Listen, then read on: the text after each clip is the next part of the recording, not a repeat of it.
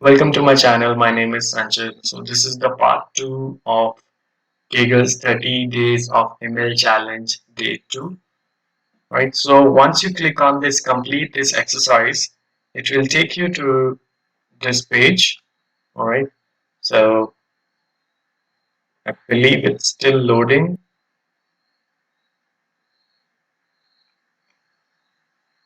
Okay. So the first thing that we need to do is that try adding another line of code in the cell above and rerun it. So I'll just add another line, print, thank you, and rerun it. Okay, so it prints thank you. Now, the second thing that we need to do is add a new code cell by clicking on existing code cell, hitting the escape key, and then hitting the A or B.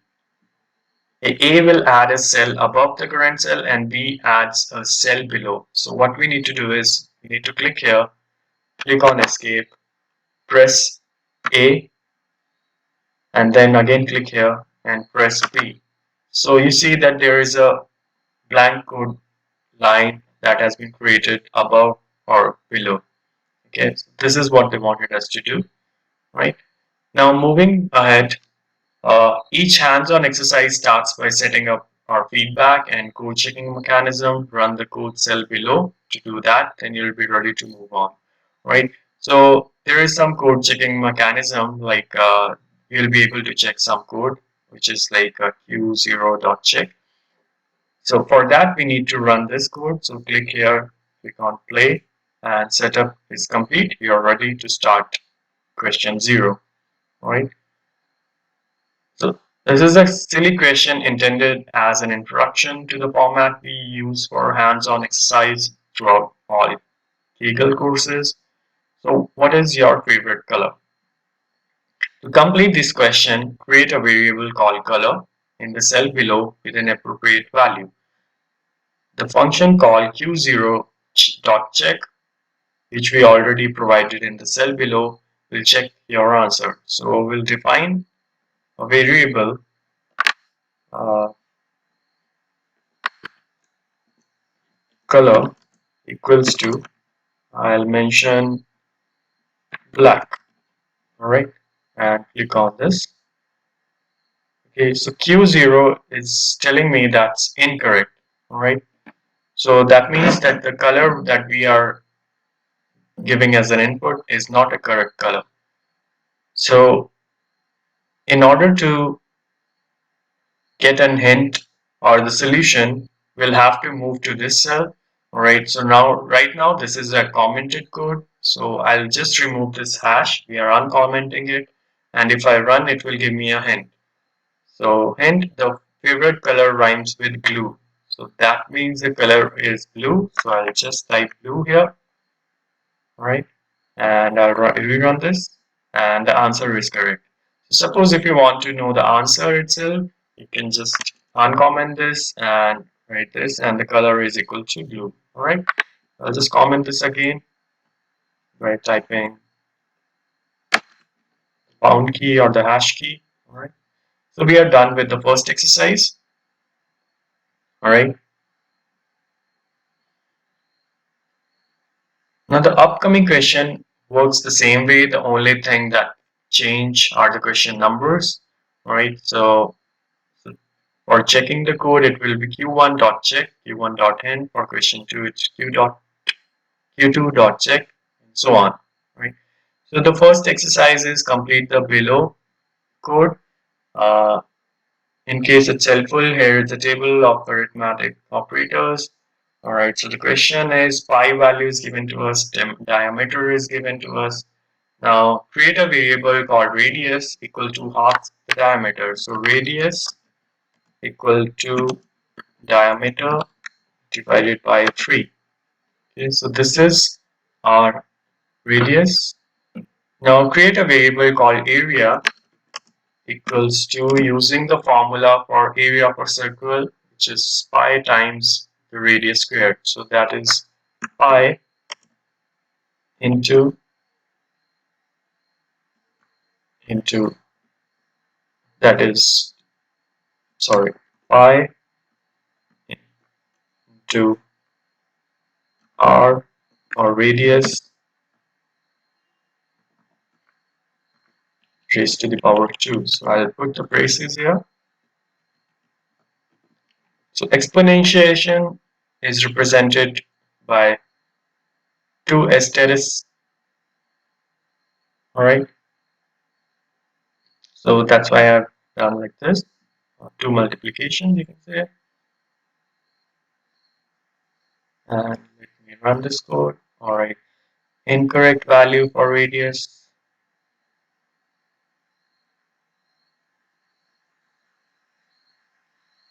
I'm sorry, diameter divided by 2. Okay, now it's correct. Right, so I mentioned divided by 3, but is equal to half the diameter. Okay, so the answer is correct. So now we are done with our second assignment. Alright, so the second assignment is add code to the following cell to swap variables a and b so that a refers to the object previously referred to by b and vice versa. So here we have a equals to 1, 2, 3 and b equals to 3, 2, 1. Now what they want us to do is that a should be equal to 3, 2, 1 and b should be equal to 1, 2, 3. Now these are the type of list. Now they have mentioned that they will be covering it in the later lessons. So for now we just need to understand like these are Python objects like int or float. So how to do it? Now our code is going to go here. So before I write the code, I'll just show you what we are going to do. We are going to create another variable like c, which will store the value of a, and then we, so that it is easier for us to replace. So I'll just copy it here, and this is the Jupyter notebook that I just showed you in the previous video. I'll just click on run and a, and if I print a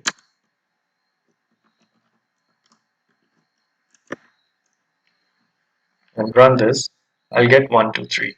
Okay, I print b as well. It's give me 1 to 3 and 3 to 1. Now what I'll do, I'll type a variable c equals to a. If I run this, print c, it's giving me 1 to 3. Now what I can do is, now c variable is storing the value of a. So what I can do, I can put like a equals to b. Alright, if I print a now, it's giving me 3 to 1. Now I need to replace b with the a value, but now a's value has changed to 3 to 1, but we have stored it in the variable c. So I'll type like b equals to c and print b, and let's see. Alright, so we have a and b as we wanted them to be. Print a, print b, enter if you want to, and run. A is 3 to 1 and 1 to 3. Alright, so I'll just copy this code. The exercise equals to a equals to b, and b equals to c. Now I'll just run this. Correct.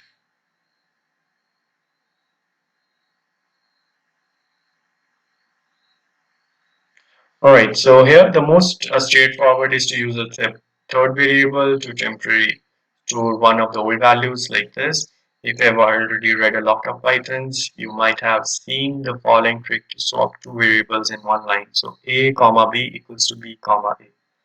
We'll demystify this bit of magic later when we talk about tuples. But what we used is the correct way, and that is what they are showing over here. Alright, so now we are done with the assignment number 2. Let's move to assignment number 3A. Okay.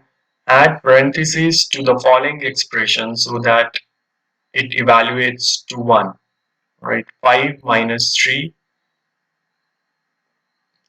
and this symbol represents modulus, no, floor division. So floor division is it will move the fractional part, the decimal part, and round down to the nearest number. Okay, so let's go to the 3a, 5 minus 3. Alright, so that is 2, and this is how we will do it because we will need 1, and that's correct. We just write this, and that's how it is. Alright.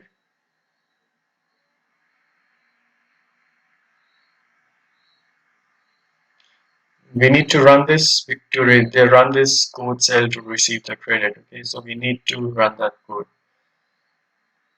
Right. I was just checking if it has to be done for the previous one, but no, we don't have to. Now 3b, question like this one marked as spicy pepper are a bit harder. Add parentheses to the following expression so that it evaluates to 0. 8 minus 3 into 2 minus 1 plus 1. Alright, so if I do like this, 3 minus 2, 3 into 2, that is 6. So minus 6. Now this is the one that will execute the first. Minus 6 and minus 7 plus 1. So minus 1 plus 1 is 0, minus 6. No, this will not give me the correct answer if I do this. This is giving me 2. I need to get 0. Alright, so what if we do like this? 8 minus 3, 2,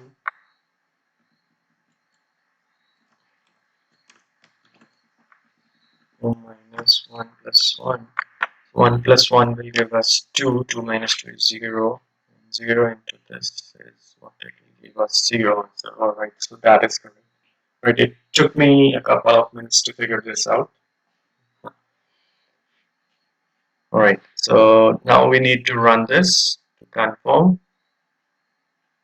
Alright, so that is how they have also done here. So we need to run this cell, that is what they have mentioned, run this code cell to receive the credit.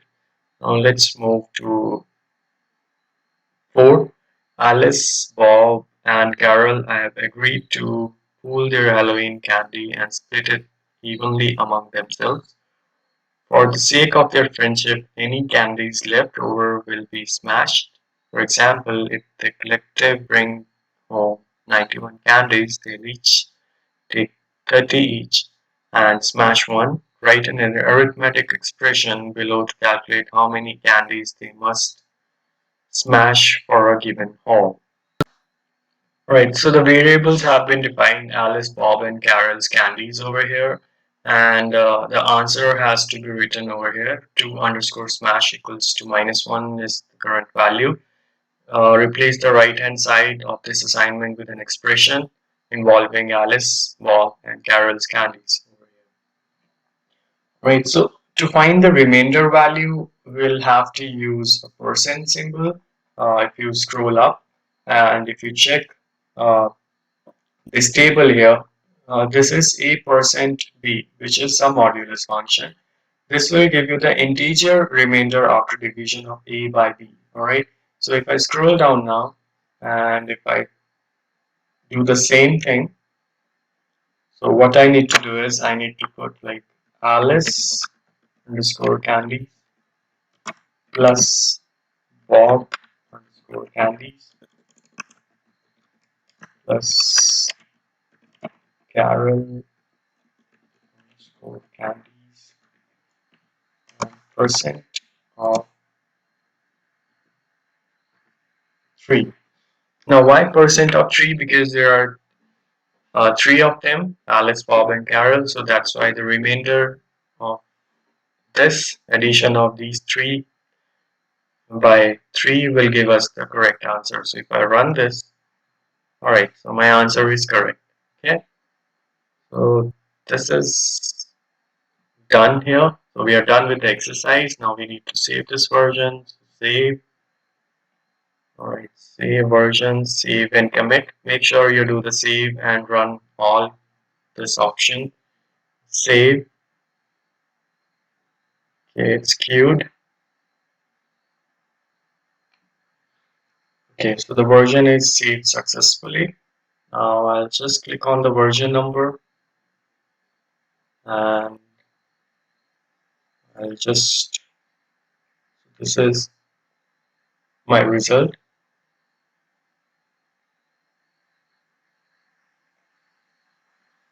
If I see here,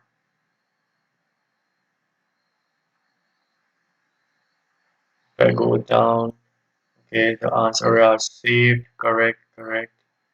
The values are saved, solution is saved.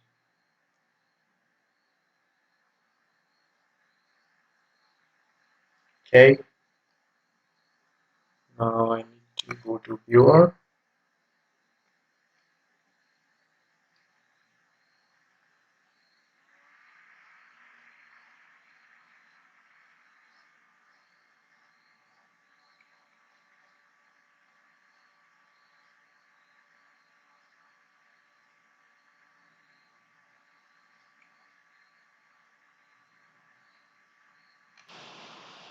Alright, so it shows that the completed and executed with the code 0. So we are done here. If you want to make it public, then you can just do it public.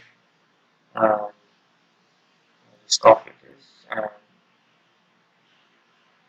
just save. Alright, so this is done. Alright, thank you for watching. Have a good day ahead. Please do like, share, and subscribe. I'll be posting the other days' videos as well. Uh, Not able to post it as soon it's getting released, but I'll make sure that I'll as soon as possible. Thank you. Take care. Happy learning.